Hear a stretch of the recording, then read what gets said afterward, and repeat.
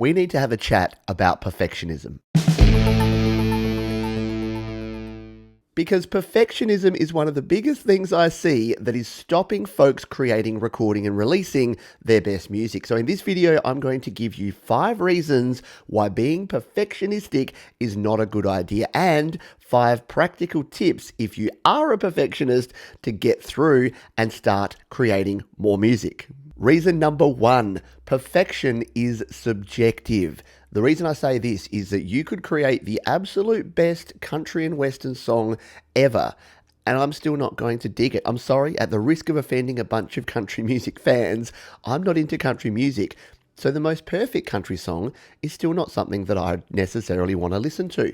And I see the same thing. A lot of people are trying to create this perfect song that is going to resonate with everyone.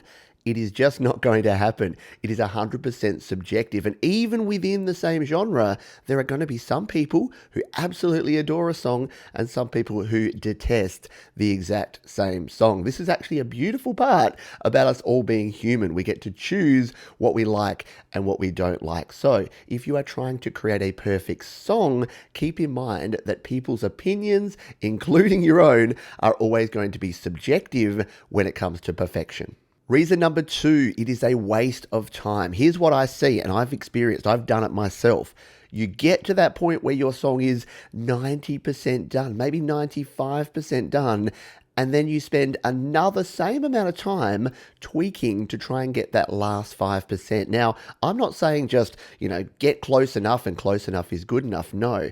But what tends to happen is it's a diminishing level of returns. And what can even happen that's worse than that is you can make a song worse by trying to process the heck out of it. So have you ever done this where you've got a song and you're like, it's nearly there, it just needs a couple more tweaks. You go in and you add a compressor, some EQ, some reverb, some delay. You listen back and go, actually, the version 3 versions ago was better than what I've done now. You've wasted all of that time and you haven't achieved anything more. So please take a stock and go, does this actually need anything more? Or am I just at the point where I need to let it go and say, this is finished, it is done, I'm going to share it and move on to my next song? Reason number 3, being a perfectionist is frustrating. You know this if you have perfectionistic tendencies. And by the way, perfectionist isn't one end of the spectrum or the other. All of us have some level of perfectionistic tendencies. Some just have to grapple with it more than others. But regardless of which side you're on, it is really frustrating when you have to feel that you need to do things perfect. I've done this before, coloring between the lines from when you're a child. It is really frustrating because, again, you're spending so much time trying to achieve something. And the actual gains, once you hit that point, if you ever do, are not actually as rewarding as you think they are. So try to avoid that frustration that you're going to get and make sure you can let go. And again, I know some will be saying, Pete, you're telling us to be average and below and not reach our full potential. Well, yeah, but you don't want to be working on the same song in 10 years' time, pulling your hair out, if you have some, because you are not getting anywhere. So avoid the frustration and avoid aiming for perfect. Just make your song really cool instead. Number 4, it is boring.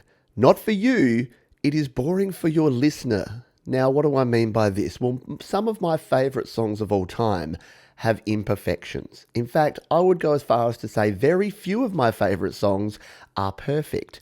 What I love about the songs I love is that they are full of passion and feeling and meaning. I'm a big REM fan, and I think Michael Stipe is a great vocalist. And when Michael Stipe is singing a really meaningful lyric and his voice just cracks a little bit at that real moment of tension, that is brilliant. Now, he didn't mean to do that. He could have said, oh, no, let's go, take 74 because I had that little crack in my voice. No, you leave the crack in there. You leave the little guitar string squeak in there.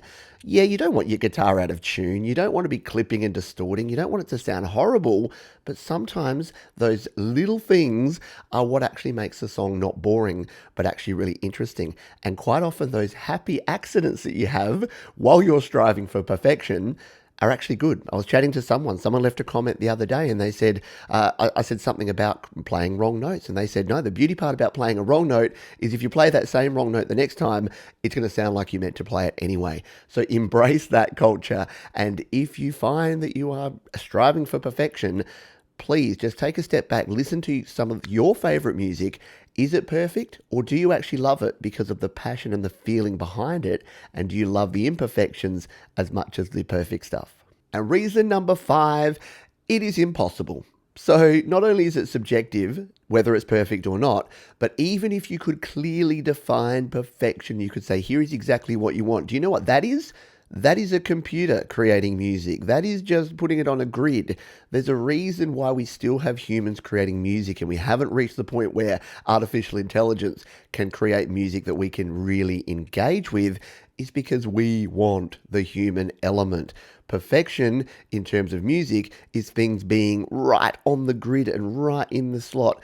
That's not what we want. Listen to jazz music, listen to rock, even listen to EDM music. Like even stuff that is programmed on the grid, there is imperfection in there. The best DJs will not be right on the grid all the time. They'll move things around, they'll get in the pocket, they'll feel the groove. And definitely for live musicians, it's exactly the same thing. So not only is it subjective, time wasting, frustrating, and boring for your listener, it's actually impossible. So please stop striving for perfection. But what can you actually do if you are finding that you've listened to all of this and you're still going, thanks, Pete, but when I sit down and start creating, I just can't help it? Well, let's jump into 5 tips that are going to help you with that side of things. Tip number 1 to help you be less perfectionistic is to share your music with a group, and a trusted group. So I'm a little biased, but I've got a group over on Facebook that's the official Studio Live Today group. It's called Create, Record, Release. And what we have there is a bunch of folks who share their music. And the beautiful part of sharing music is that all those little things that you think people are going to nitpick on and pick up in your songs, you'll be absolutely surprised how few of them they pick up. So when you're feeling nervous and you're like, oh, I can't put this out there because they're going to hear that bit where I didn't do that perfect, and then no one does, that helps out. The other side of it is there may be some blind spots that you don't actually hear. So it could actually help you identify some things, because perfectionistic people, even though we think we've got it all worked out, we know exactly what we're striving for, sometimes because we're so focused on one thing, we can miss something else. So having other people can really help. Can also help because you can provide feedback and share information with other people. So having a trusted group, finding a group online on Facebook, on Reddit, on a forum, somewhere where you've got other like-minded people can really help you when it comes to being too much of a perfectionist.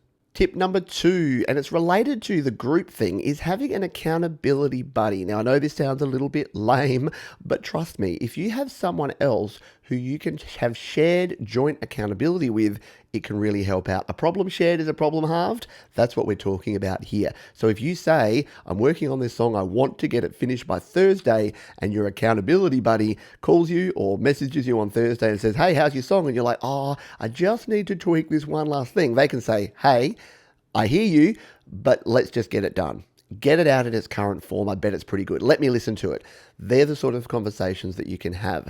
So collaborating with other people isn't just about the music side. It can be about the motivational side as well, and helping each other get around some of these perfectionistic tendencies. So partner up with someone, find someone on the same wavelength as you. It's really going to help you be less perfectionistic. Tip number 3 is a little bit weird, and that is to walk away.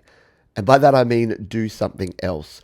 One of the challenges that I see a lot of folks, including myself, have is you get too close to the problem. Have you ever come across this where you are so ingrained in a particular song, you almost hate it? In fact, sometimes you do hate it. You have this relationship with this song where you loved it when you first made it, and you get to the point where you spent so much time with it, it actually is annoying you to the point where you dislike it.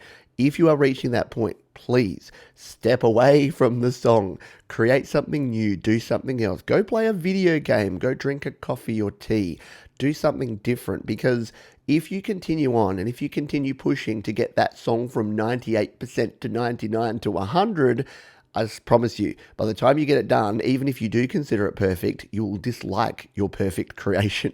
And nobody wants to be in that position either. So please, if you're at that level of frustration, step away from the song, do something else. Practical tip number 4, and I actually love this one. I do this all the time, sometimes intentionally, sometimes not. Create something really bad. Really bad. Just create the cheesiest, crappiest song you can possibly imagine. This is great for a number of reasons. It lets you experiment and do things that you wouldn't ordinarily do. It gives you license to not be perfect. And you know what happens? Because we're all musicians and because we're creators, you tend to make something that's kind of cool anyway, in its own little way. Because you'll experiment with a style maybe you haven't before, you'll grab some loops, you'll do a different genre of music, and you're going to learn a lot along the way. And the end result doesn't matter. But I bet you if you try this, you'll find you actually kind of like the end result because it's going to be so experimental and different and creative that it will really get those creative juices flowing, and you may end up with something that you might use. The beautiful part is if you've taken the advice from the third step and you do this one, it refreshes you and it gives you a new mindset so that you might be able to go back to that song you were struggling with and come at it with some new ideas, some fresh concepts. And it's a whole lot of fun to see what you can produce. So get out there and create something really bad. Make it the worst it can be, the cheesiest it can be. You'll have a lot of fun, I promise. And tip number 5, and this is my favorite tip, it is something that I like to call positive time pressure. Now, people think of time pressure or pressure as a negative, which is why I stick the positive in front, because positive time pressure is all about saying that you will do a thing by a time and then living up to that. It's all too easy, especially for us in your home studio cave where you're creating audio. It's too easy to think that because you've got unlimited tracks and unlimited time that you can spend as much time as you want. Now, that's fine. If you don't ever want to share music, you can do that. But here's the thing. If you want to actually create, record, and release, and then move on to your next song, that needs to be a finite time period. So if you want to create something, say, here I am, this song is going to be done by the 30th of June. As soon as you say that, you then need to work backwards to work out what you need done. And guess what? Work will expand to fill the amount of time that you have. So yes, if it's like the old assignments when you had them in school. If you had 2 weeks to do something, it would take you 2 weeks. Might have only taken a day if you did it the first day, but no one ever does, do we? So give yourself that time pressure, that positive time pressure. Make a commitment to yourself, or even better, make a commitment to your group or your accountability buddy, so that when that time comes, you need to deliver on what you've promised. It can really help with folks that have that perfectionistic tendency and tend to not get things done as quickly as they can. So what do you think? Are you a perfectionist in the studio? Were any of these tips useful and going to make you rethink the way you approach your music? Let me know down in the comments. Would love to hear from you. There's 2 more videos there and there that you can check out, some more rants and some actual practical advice as well. Thanks for watching. I'll see you next time. Blow the leaf blower louder, please. That's really helping. Are you done? Oh, good. There's another one. We have a duet of leaf blowers. We need to have a chat about perfectionism. Was that good enough?